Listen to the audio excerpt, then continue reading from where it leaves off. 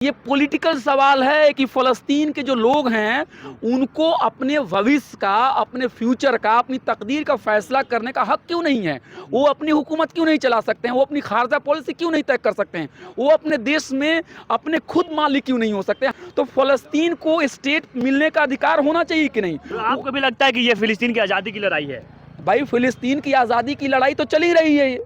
हाँ। फ़लस्तीन को एक स्टेट होना चाहिए और फ़लस्तीन के लोगों की आवाज़ को बुलंद करना होगा। लेकिन पूरी दुनिया तो इज़राइल के साथ खड़ी है, अमेरिका समर्थन कर रहा है, ब्रिटेन समर्थन कर रहा है, जितने भी बड़े-बड़े कंट्री सब इज़राइल को समर्थन मैंने कर फिर रहा है। एक बात कही हाँ। कि लोग जो हैं उनका ख्याल कुछ और है और इक़्तिदार में बैठे हुए, शासन में बैठे हुए लोग कुछ और चाह रहे हैं। गोदी मीडिया, मतलब नाम लीजिए ना उनका। जो गोदी मीडिया के जो लोग हैं, हाँ। उन्हीं की जो पत्रकारिता है, पत्रकारिता मैं नहीं कहूँगा उसको, चाटुकारिता मैं कहूँगा, वो गलत पत्रकारिता कहूँगा। देखिए, रूबिका जी की जो पत्रकारिता है वो हमेशा ताकतवर लोगों का साथ देने वाला पत्रकारिता। अब इससे ज़्यादा मैं क्या कहूँ? वो ताकतवर की बात को आगे बढ़ाती हैं, तो जहाँ भी जो भी ताकतवर लोग हैं वो उन्हीं की बात को आगे बढ़ाएं। स्वागत है आप सभी का मिलर टाइम्स में। इस वक्त हमारे साथ बातचीत करने के लिए डॉक्टर अभय कुमार है, जो किसी भी मुद्दे पर अपनी बात बेबाकी के साथ रखते हैं। जैसा कि आपको पता होगा कि इजराइल और फिलिस्तीन का जो युद्ध है, लगातार अब तक 1 महीने होने को है। लगातार इजराइल फिलिस्तीन पर बमबारी कर रहा है, वहाँ पे छोटे छोटे मासूम बच्चों को निशाना बना रहा है। इसी मुद्दे पर बात करेंगे। सर, 1 महीना होने को है, लगातार इजराइल फिलिस्तीन पर हमला कर रहा है, किस तरह से देख रहे हैं आप?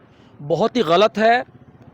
इंसानियत का खून हो रहा है, मासूम जो फ़लस्तीनी हैं उनके ऊपर जुल्म ढाया जा रहा है, और जो वर्ल्ड कम्युनिटी है, जो आलमी बिरादरी है, उसको चाहिए था कि इस मसले में वो बोले।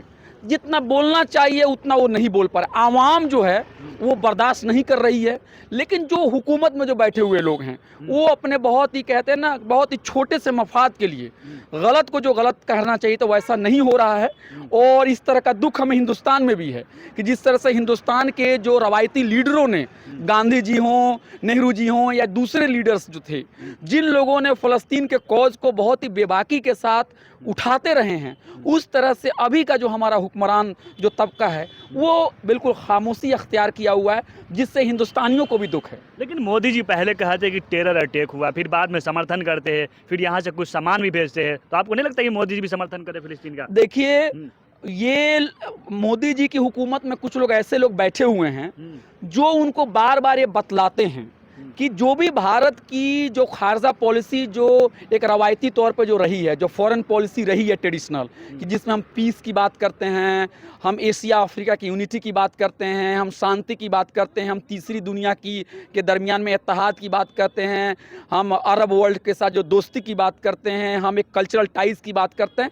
इस पे थोड़ा कम बात करो और अपना जो इमीडिएट जो इंटरेस्ट है उस पर ज़्यादा बात करो। तो मोदी जी का इसमें क्या इंटरेस्ट है? वो इजराइल से क्या चाहते होंगे? देखिए, इजराइल एक बहुत ही पावरफुल कंट्री है। देखिए, उनसे हमारे बहुत सारे मिलिट्री डील्स हैं, बहुत सारे स्ट्रेटेजिक जो उनसे बहुत सारे हमारे एक ताल्लुकात हैं। बहुत मामलों में हमारी गवर्नमेंट को उनसे फ़ायदा होता है, ये एकदम बिल्कुल क्लियर बात है। हथियार भी ये लोग खरीदते हैं। लेकिन मुझे ये लग रहा है कि कोई ये हिंदुस्तान में नहीं कह रहा है कि आप उनके साथ कोई ताल्लुकात मत रखिए, लेकिन जो सही है वो तो बोलिए, क्योंकि ये इंसानियत की बात है। तो कर तो दिए मोदी समर्थन, फिलिस्तीन को कह रहे हैं कि हम फिलिस्तीन के साथ है, वहाँ सामान भेज रहे हैं। देखिए, मैंने एक फ़लस्तीन की एक स्कॉलर प्रोफ़ेसर जेएनयू में आई हुई थी, उनका मैंने इंटरव्यू किया था, मतलब 5-6 साल पहले। मैं नाम मेरे ज़हन से निकल रहा है, इंटरनेट पे है वो इंटरव्यू। तो उसमें उन्होंने एक बात कही थी, मैं उसी को यहाँ दोहराना चाहता हूँ और आपको बताना चाहता हूँ। उन्होंने कहा था कि फ़लस्तीन का इशू कोई चैरिटी का इशू नहीं है, या कि हमने कुछ गल्ला इकट्ठा कर लिया और कुछ बिस्किट और कुछ आपको पानी और कुछ दवाइयाँ भेज दी। ये पॉलिटिकल सवाल है कि फ़लस्तीन के जो लोग हैं उनको अपने भविष्य का, अपने फ्यूचर का, अपनी तकदीर का फ़ैसला करने का हक़ क्यों नहीं है? वो अपनी हुकूमत क्यों नहीं चला सकते हैं? वो अपनी खारजा पॉलिसी क्यों नहीं तय कर सकते हैं? वो अपने देश में अपने खुद मालिक क्यों नहीं हो सकते? हमारी जो लड़ाई थी अंग्रेज़ी हुकूमत के खिलाफ, ब्रिटिश राज के खिलाफ, वो इसलिए नहीं थे कि हम अंग्रेज़ों के खिलाफ थे या हम कोई ब्रिटिश जो शहरी है उसके खिलाफ है। हमारी लड़ाई थी कि जब हम हिंदुस्तानी हैं तो हम अपना राजपाट हम अपने तरीके से हमको करने दीजिए। बहुत सारे लोग पहले कह रहे थे कि आपको रूल करने नहीं आता है, आपको हम सिविलाइज कर रहे हैं। तो हमारे जो मुजाहिदे आज़ादी जो थे, जो हमारे भारत के जो लोग थे, उन्होंने क्या कहा, हमें आप मत सिखाइए, हमें अपनी ज़िंदगी को खुद तय करने दीजिए। तो फ़लस्तीन को स्टेट मिलने का अधिकार होना चाहिए कि नहीं? तो आपको भी लगता है कि ये फिलिस्तीन की आज़ादी की लड़ाई है? भाई, फ़िलिस्तीन की आज़ादी की लड़ाई तो चल ही रही है ये। फलस्तीन को एक स्टेट होना चाहिए, फलस्तीन को उनका अधिकार मिलना चाहिए। फलस्तीन के ऊपर कोई दूसरा क्यों डिक्टेट करेगा, उनके ऊपर कोई क्यों पास देखने वाला कोई और होगा, उनकी सिक्योरिटी की जिम्मेदारी किसी और की क्यों होगी, वो दूसरे पर मोहताज क्यों होंगे। ये दुनिया में देखिए 19वीं और 20वीं शताब्दी में एक राइट टू सेल्फ डिटर्मिनेशन नाम का एक कॉन्सेप्ट है, यानी लोग किसी भी खित्ते में रहने वाले लोग अपनी तकदीर का फैसला वो खुद करेंगे, आप उनको जाके दबा नहीं सकते हो। ये दुनिया में हर जगह लागू है, सिर्फ हिंदुस्तान की बात नहीं है और सिर्फ फलस्तीन और इजराइल की बात नहीं है। अंग्रेजी हुकूमत 1947 के बाद क्यों खत्म हुई, क्योंकि हिंदुस्तानियों ने तय कर लिया कि भाई अब हमको आपसे आज़ादी चाहिए, हम अपना फैसला खुद करना चाहते हैं। तो ये जो पॉलिटिकल सवाल है इसको पॉलिटिकली ना देख के, इसको कई बार जो ऊपर बैठे हुए जो लोग हैं ना उसको इसको सिक्योरिटी का इशू बना देते हैं। ये देखिए इन्होंने पत्थर मार दिया, तो इन्होंने गोली चला दी, तो इन्होंने ये बम फेंक दिया। ठीक है, अगर हमास ने भी कुछ हमला किया और उसमें लोगों की जान गई तो मैं उसकी भी मजम्मत करता हूँ, किसी भी इंसान का खून नहीं बहना चाहिए।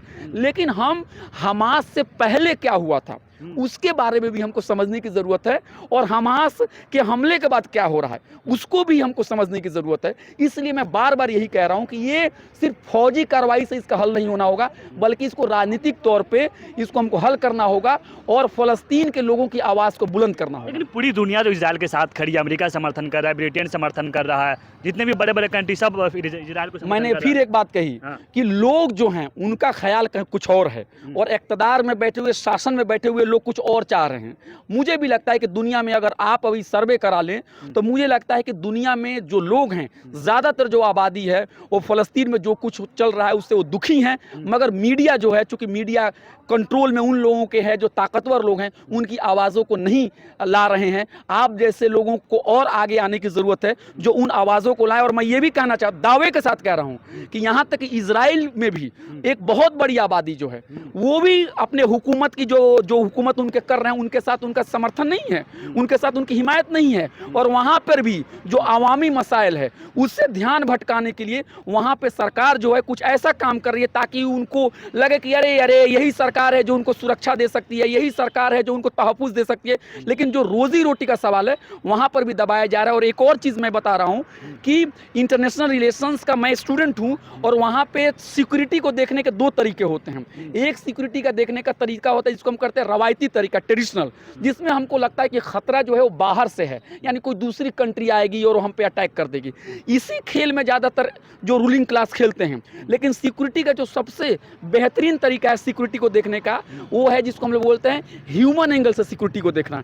यानी जंग में जितने लोग मरते हैं उससे ज़्यादा लोग भूखमरी से मरते हैं, उससे ज़्यादा लोग फ्लड से मरते हैं, उससे ज़्यादा लोग डैम से मरते हैं, उससे ज़्यादा लोग बीमारी से मरते हैं, उससे ज़्यादा बेरोजगारी से मरते हैं, उससे ज़्यादा रोड एक्सीडेंट में मरते हैं। तो ऐसे लोगों की मसाइल को छुपाने के लिए क्या करते हैं हुकूमत, कई बार एक बाहरी दुश्मन दिखाती है। तो इसलिए ये बात जो इजराइल के लोग वो भी समझ रहे हैं कि फ़लस्तीनियों को झगड़ा, उनको उनसे झगड़ा बढ़ाना, उनको सारे प्रॉब्लम्स के लिए उनको क्या कहेंगे, उनको जिम्मेदार ठहराना, ये भी कहीं ना कहीं इजरायली हुकूमत की एक चाल है। तो और क्या लगता है नेतन्याहू मासूम बच्चों को मारकर अपने इख्तियार बचाना चाह देखिए रहे हैं? जो कुछ भी नेतन्याहू की हुकूमत कर रही है, यहाँ तक कि फ़लस्तीन के लोगों को कौन सी बात करें, हिंदुस्तान की कौन सी बात करें, यहाँ तक कि खुद उनके रियासत में, इजराइल के अंदर में, वहाँ के भी लोग उनके साथ नहीं हैं। लेकिन भारतीय मीडिया इजराइल पहुंचे, उन्होंने दिखाया कि देखिए कैसे जो है यहाँ पे आतंकवादी हमला हुआ है, यहाँ के जो छोटे छोटे मासूम बच्चे हैं, जो महिलाएं, उन पर अत्याचार हुआ है। तो आप इजराइल के बारे में नहीं बोल रहे? भारतीय मीडिया कितनी महान है, मेन स्ट्रीम मीडिया की बात कर रहा हूँ मैं, आपकी बात नहीं कर रहा हूँ। हाँ। जो ऊपर बैठे हुए जो चंद जो हैं, जिसको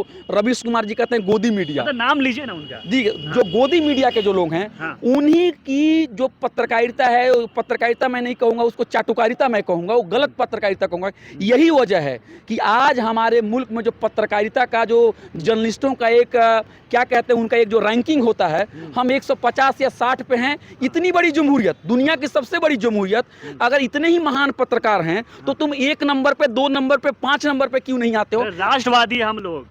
तो राष्ट्रवादी हैं, तो पत्रकारिता का मयार देखिए कैसा पत्रकारिता का मयार है कि 180 कंट्री की लिस्ट में भारत 160 पे आता है। तो मैं उन पत्रकारों से मुझे बहुत ज़्यादा उम्मीद नहीं है। अच्छा, रूबिका लियाकत को आप जानते होंगे, इजराइल के लिए बार बार लिखती है, इजराइल गई थी, लेकिन फिलिस्तीन में इतने लोग मारे गए, एक ट्वीट तक नहीं आया कि जो फिलिस्तीन में हो रहा है वो गलत हो रहा है। देखिए रूबिका जी की जो पत्रकारिता है वो हमेशा ताकतवर लोगों का साथ देने वाला पत्रकारिता, अब इससे ज़्यादा मैं क्या कहूँ। वो ताकतवर की बात को आगे बढ़ाती हैं, तो जहाँ भी जो भी ताकतवर लोग हैं वो उन्हीं की बात को आगे बढ़ाएंगे। सर, आप भी पत्रकार रहे, क्या लगता है कि अब धीरे धीरे पत्रकारिता से लोगों का विश्वास उठता जा रहा है क्या? नहीं, मैं तो ये नहीं कहूँगा कि विश्वास बिल्कुल नहीं उठ चुका है, लोग मायूस जरूर हैं। और देखिए पत्रकारिता के दो उसूल हैं, कोई भी इंसान, कोई भी पत्रकार, नौजवान पत्रकार इस बात को देखे तो पत्रकारिता के दो उसूल हैं, सिंपल। जो मजलूम लोग हैं, जो कमज़ोर लोग हैं, जो गरीब लोग हैं, उनकी बातों को आगे लाना और जो ताकतवर लोगों की जो कमियां हैं उसको भी उजागर करना। लेकिन रूबिका लियाकत जी हों या जो बड़े बड़े पत्रकार हों, मैं क्या पर्सनली उन लोगों का नाम लूं, उनका काम है कि गरीबों के इशू को दबाना, कमज़ोरों के इशू को दबाना और ताकतवरों की बखान करना, और जो पॉलिसीज़ गरीबों के खिलाफ में है उसी पॉलिसी को महान बता के दिखाना। अच्छा, आपसे आखिरी सवाल, जो फिलिस्तीन के लोग हैं आपको अगर देख रहे होंगे तो उनसे क्या कहेंगे आप? एज ए PhD के स्टूडेंट होने के नाते, JNU के स्टूडेंट होने के नाते, स्कॉलर होने के नाते क्या कहेंगे सर आप? See, my message to people of Palestine is that we are all with you. India stands with Palestine. India stands with the cause of Palestine. We are in complete solidarity with you, and do not equate with the way Indian media is reporting on Palestine and Israeli issues.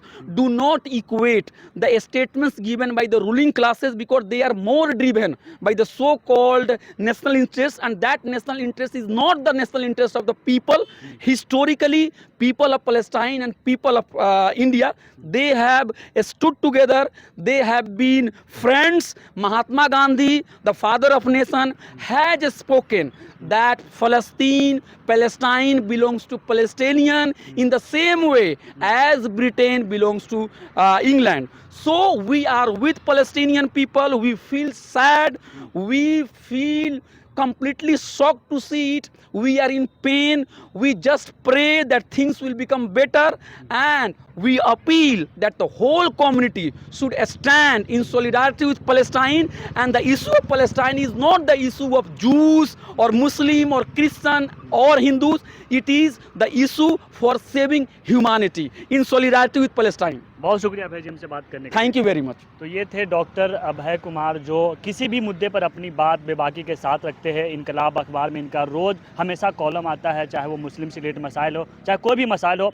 अभी हमने इनसे Israel और फिलिस्तीन के मुद्दे पर बात की। तो आप भी क्या सोचते हैं इस वीडियो के बारे में, अपनी राय कमेंट बॉक्स में ज़रूर रखें। मिलत टाइम्स को आपकी ज़रूरत है, हमारी आप माली मदद करें।